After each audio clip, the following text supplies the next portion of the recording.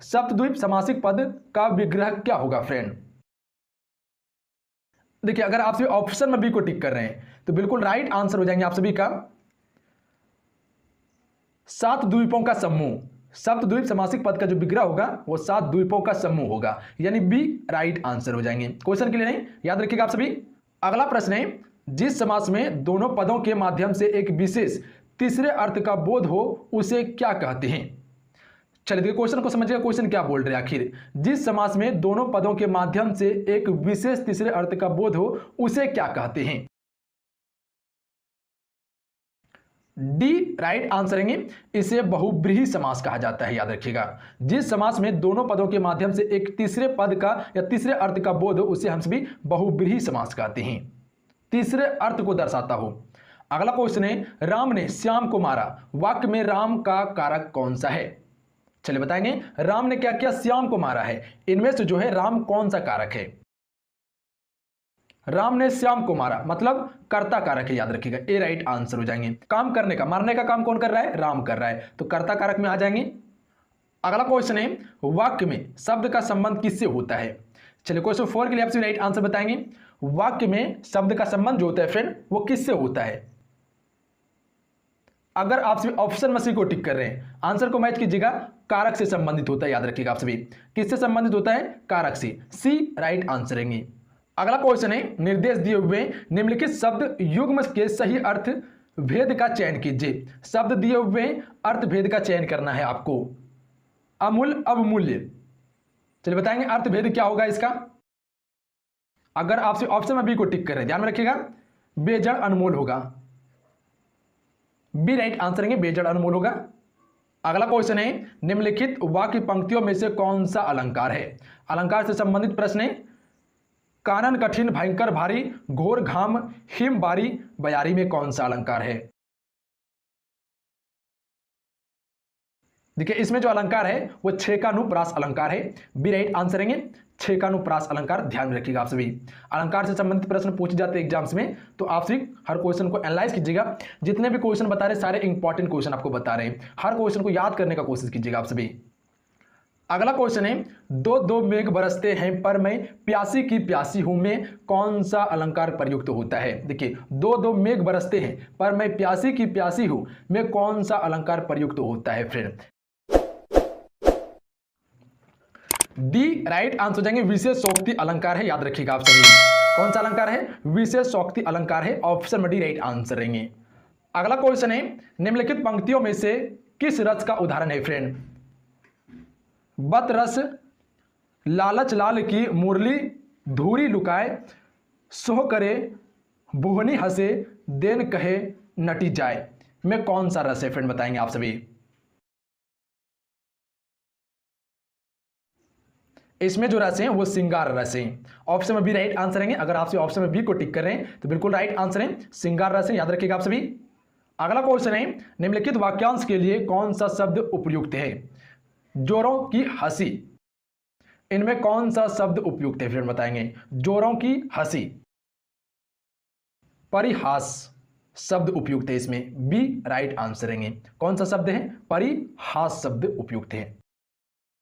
अगला क्वेश्चन है, शायद रेशम पढ़ा लिखा नहीं है, किस प्रकार का वाक्य है? शायद रेशम क्या है? पढ़ा लिखा नहीं है, किस प्रकार का वाक्य है?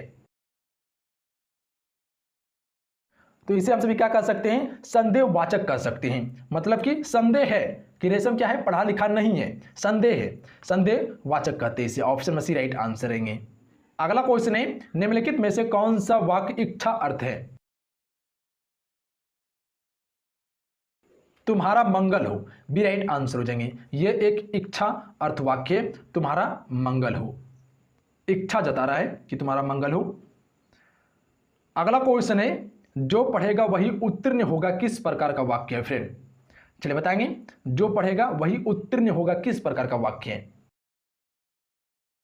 संकेत वाचक है, बी राइट आंसर रहेंगे। अगर आप ऑप्शन में बी को टिक कर रहे हैं तो आंसर को मैच कीजिएगा, बिल्कुल राइट आंसर हो जाएंगे, याद रखिएगा आप सभी।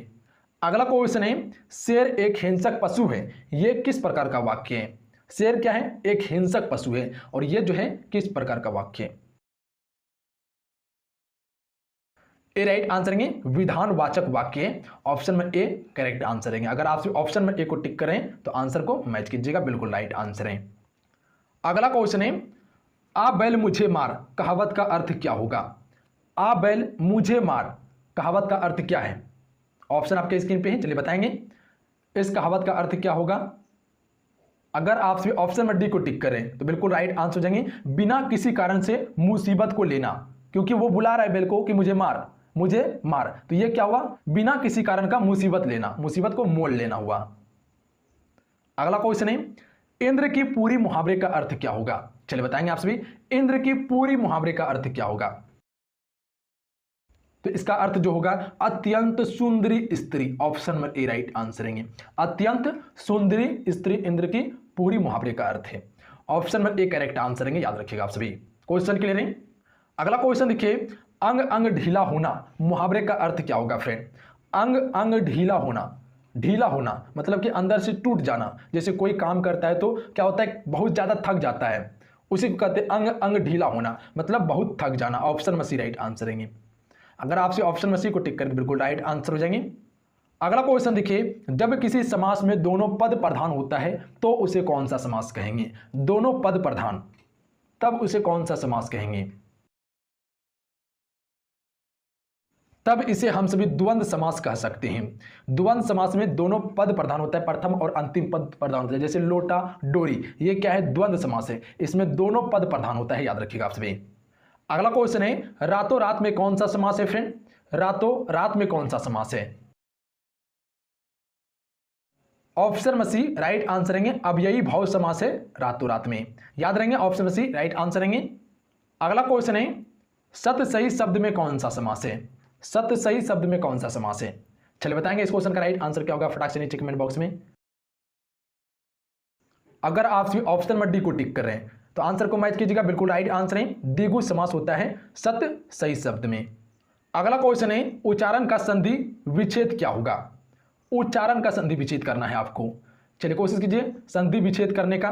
उच्चारण का संधि विच्छेद क्या होगा? देखिए संधि विच्छेद से 1 से 2 प्रश्न अक्सर आपको पेपर में देखने के लिए मिलते होंगे, चाहे वो बिहार का कोई भी एग्जाम हो जिसमें हिंदी पूछता है। तो उच्चारण ये आपका क्या है, संधि विच्छेद क्या है, काफी इंपॉर्टेंट टॉपिक है आपके एग्जाम्स के लिए। चलिए बताएंगे उच्चारण का संधि विच्छेद क्या होगा। देखिए समझिएगा, इसका राइट आंसर ऑप्शन में डी हो जाएंगे, उत हलन धन चारण बराबर मिलकर होता है उच्चारण, ऑप्शन में डी राइट आंसर रहेंगे। अगला क्वेश्चन देखिए, हिम धन आलय बराबर हिमालय में कौन सी संधि है? हिमालय का संधि विच्छेद जो होगा, हिम धन आलय मिलके हिमालय बनता है, और इसमें कौन सी संधि है? तो याद रखिएगा आप सभी, इसमें दीर्घ संधि है, ऑप्शन में ए राइट आंसर रहेंगे।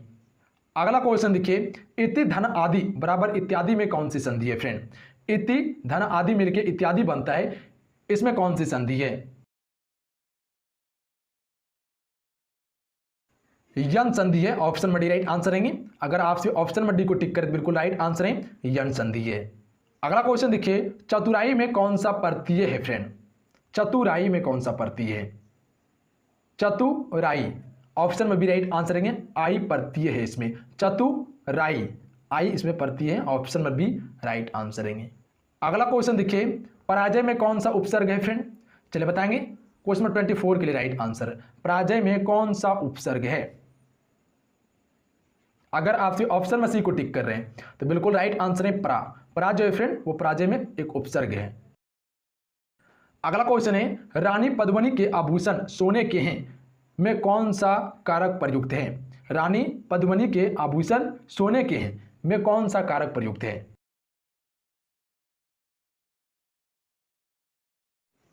संबंध कारक है, इसमें भी राइट आंसर रहेंगे। अगर आपसे ऑप्शन में बी को टिक कर बिल्कुल राइट आंसर है, संबंध कारक है इसमें। अगला क्वेश्चन है, हिंदी में वचन के कितने भेद हैं फ्रेंड? अगर आप ऑप्शन में सी को टिक कर रहे हैं तो बिल्कुल राइट आंसर हो जाएंगे, 2 वचन हैं, एक वचन और बहुवचन। अगला क्वेश्चन है, विदुषी का पुल्लिंग शब्द क्या होगा? विदुषी का पुल्लिंग शब्द क्या होगा फ्रेंड? कोशिश कीजिए आंसर करने का आप सभी, विदुषी का पुल्लिंग शब्द क्या होगा? विद्वान, ऑप्शन में डी राइट आंसर रहेंगे। अगला क्वेश्चन है, मैं पुस्तक पढ़ता हूं, देखिए मैं पुस्तक पढ़ता हूं, इसमें जो आ जाएंगे वो जातिवाचक संज्ञा, एक वचन और पुल्लिंग शब्द आ जाएंगे। ऑप्शन में डी राइट आंसर रहेगा। मैं पुस्तक पढ़ता हूं, ये एक जातिवाचक संज्ञा है और एक वचन है और ये पुल्लिंग शब्द है। अगला क्वेश्चन देखिए, उसने ऊंचा महल देखा, उसने ऊंचा महल देखा, तो इसमें जो आ जाएंगे वो विशेषण भी आ जाएंगे, गुणवाचक भी आएंगे, पुल्लिंग भी हैं और एक वचन भी हैं। उसने ऊंचा महल देखा, ऑप्शन में ए राइट आंसर है। अगला क्वेश्चन है, कौन आया है वाक्य में कौन क्या है? कौन आया है वाक्य में कौन जो है वो क्या है? तो इसका राइट आंसर ऑप्शन में हो जाएंगे कौन क्या है। ये एक सर्वनाम है, प्रश्नवाचक है, पुल्लिंग भी है और एक वचन भी है कौन। ऑप्शन में ए राइट आंसर है।